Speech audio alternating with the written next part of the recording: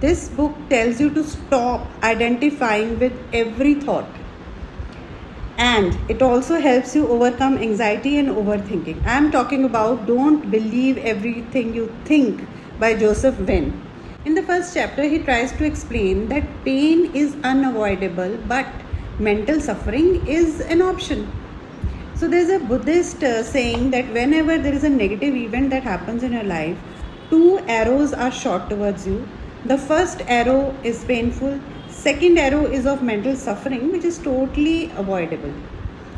So when events happen, suppose two students give an exam and both of them fail. And what happens is the first student, he gives up. He says, nah, this was never meant for me. So he gives us up, goes home and starts on a different path.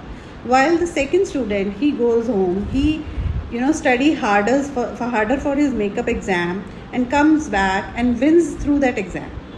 So this is what the event is separate, but what both these students thought about the event is individual choice. He says that reality is different, but what you create out of reality is altogether a different story. So if you keep suffering for 6 months because of failing that exam, that is an option that you took. But why do humans overthink? See, our brain was never made for happiness. It was made for survival.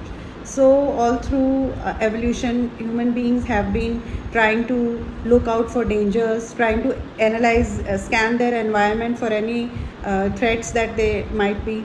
So that has put our mind into high alert, where we will keep looking, over analyzing situations, that if somebody said something to me, what did he mean? So we keep replaying, we keep looking for fears and dangers.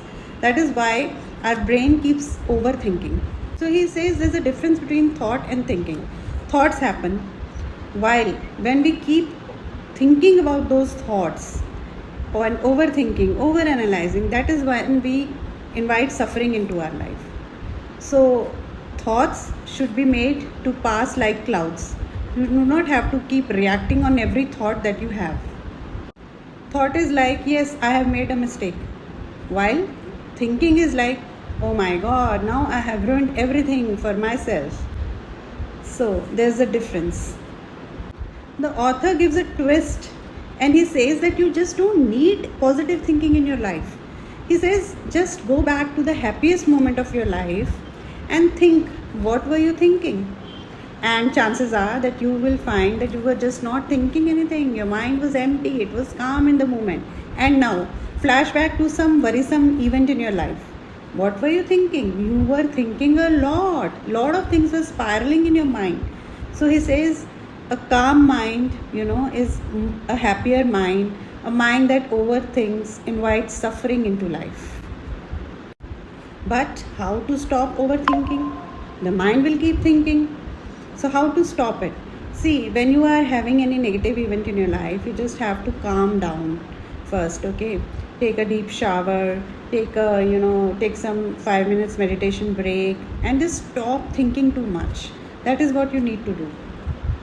Solution will not come from an overstressed mind. It will only come when your mind has calmed down.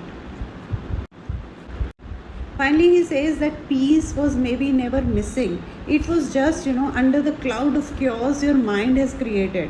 So look for peace, clear the chaos.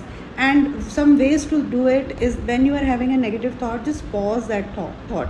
Do not think about it for more time. Do not let your mind go into a spiral, and just calm down for some time.